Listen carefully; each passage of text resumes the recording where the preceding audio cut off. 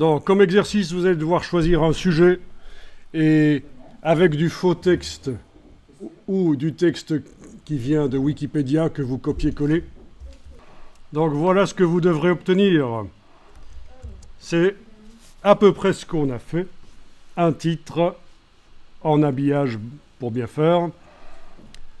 Un paragraphe avec une image. Un autre paragraphe avec une autre image, mais elle est de l'autre côté. Et ce sera une autre image. Pour l'instant, c'est la même dans mon exemple, mais ce sera une autre image, bien sûr. Et encore un troisième paragraphe, là, avec une autre image encore, mais pour l'instant, dans mon exemple, c'est toujours la même image, mais vous allez prendre 3 images différentes. Donc, 3 images différentes, c'est ça que vous devez obtenir, avec 3 paragraphes faux ou vrais. Et ce ne sont pas des textes chaînés. C'est pas du texte chaîné, donc n'essayez pas de faire du chaînage de texte comme on a vu tout à l'heure, suite à la question à laquelle j'ai répondu. On n'est pas censé avoir vu le texte chaîné à ce stade-ci, et donc vous faites vraiment des blocs de textes indépendants qui vont contenir des textes différents.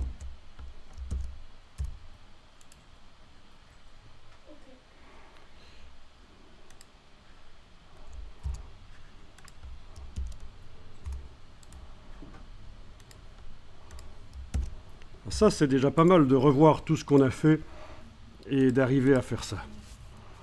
Alors, c'est pas la quantité de matière et de choses nouvelles à voir qui manque, mais pour que ça marque bien dans vos esprits, je pense que ce serait bien de démarrer par ça, de refaire un nouveau document et d'essayer de refaire ce qu'on a fait et de faire un début de mise en page, donc un peu comme ça.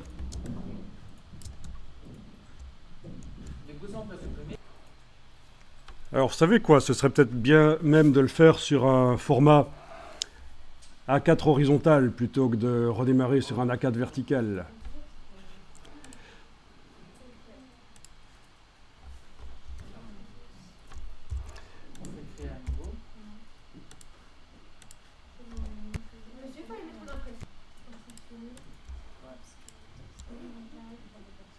Voilà, ce genre de choses, par exemple, du coup. Ceci dit, vous voyez que mon document vertical, je l'ai adapté en horizontal en quelques secondes, mais ça c'est quelque chose qu'on peut voir par la suite, mais vous n'êtes pas censé le savoir qu'on peut transformer un vertical en horizontal en quelques secondes. Mais voilà. Alors oui, il vient de trouver une manière de complexifier l'exercice, merci. J'y pensais pas. En effet, ici, par exemple, si je prends avec la flèche noire ceci et que je le déplace, on peut avoir... Ah, mais on va les faire plus petits, en effet, avec l'outil de transformation manuelle. Voilà. Donc, si vous avez des idées pour complexifier l'exercice, je suis toujours preneur. Il suffit de demander.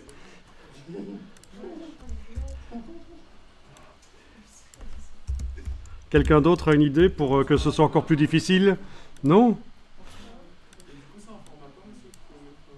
Alors, comme vous le voyez, c'est un format A4 horizontal, parce que j'ai un bandeau sur le côté qui pourrait contenir une image d'ailleurs. À la place d'un grand fond vert inutile, ça pourrait être une image. Ça, nous n'avons encore rien dit à ce propos, mais voilà, techniquement, c'est vrai que ça pourrait. Et donc, voilà, il est possible de faire ce genre de choses tout à fait, de mettre... Ça commence à ressembler à une petite mise en page, quoi. Ah oui, n'oubliez pas qu'on peut déplacer plusieurs objets en même temps. Si vous les englobez avec la flèche noire, ils se déplacent en même temps. Logique. Mettez pas les choses trop près du bord, bien sûr.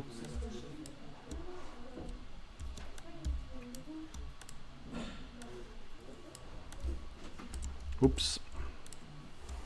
Ok. Ça fonctionne un peu comme Illustrator au niveau de la sélection des objets. Là, il y a 30 secondes, j'ai fait une sélection, j'avais un objet qui était un peu trop...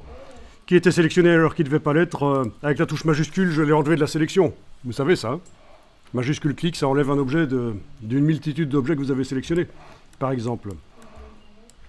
Voilà, bon, alors au niveau de la mise en page, c'est sûr que ce n'est pas extraordinaire, mais c'est un exercice.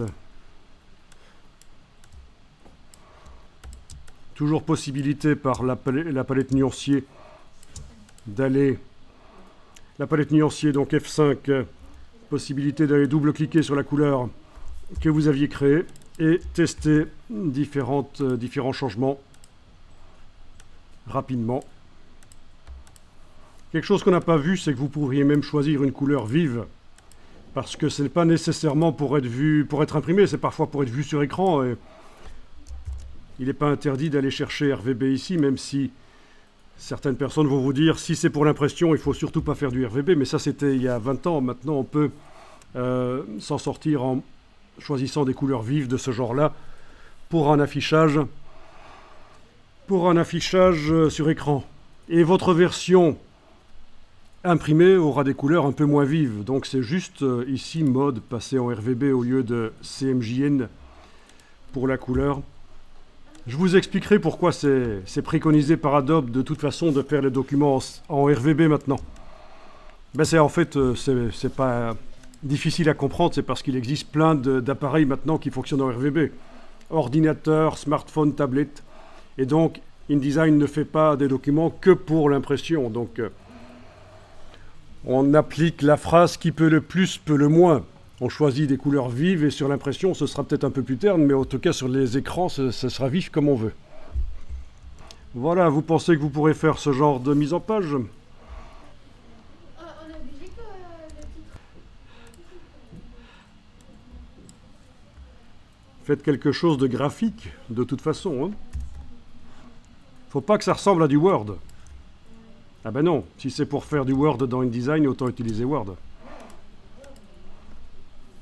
Ah oui, à ce propos, si on vous demande un jour de fournir un document Word, et vous ne connaissez pas l'utilisation de Word, ou ça vous ennuie de travailler dans Word parce que vous connaissez mieux InDesign, ben vous pourriez faire le document dans InDesign, et puis vous exportez ça en PDF, menu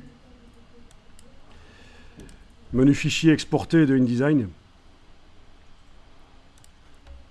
et quand vous ouvrez le PDF dans Acrobat Pro, il suffit de l'enregistrer au format Microsoft Word et vous avez un document Word du coup. Voilà. Oui, je vous le dis parce que on voit parfois sur Internet des systèmes en ligne pour transformer du InDesign en Word, alors qu'en fait, si vous avez Acrobat Pro à votre disposition, export en PDF au départ de InDesign, ouvrir le PDF dans Acrobat Pro, enfin Acrobat DC, l'Acrobat complet quoi.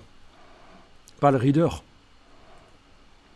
et enregistré au format Microsoft Word.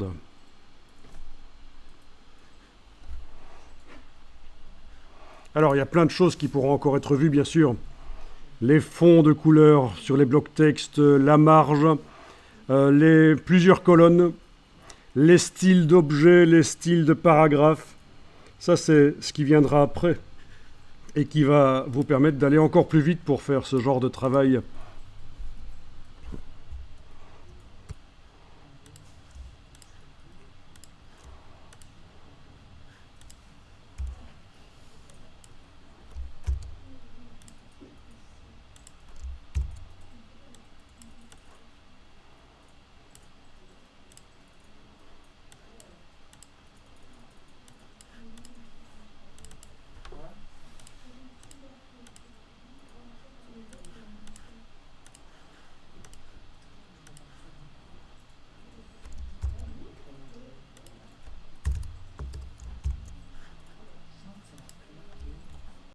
Oui, des longues lignes de texte comme ça, c'est typiquement ce qu'on a dans Word et qu'on essaie d'éviter quand on fait la mise en page.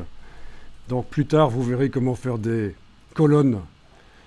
Ça facilite la lecture, surtout quand vous êtes en train de lire un document, en train de marcher dans un parc animalier ou dans les transports en commun.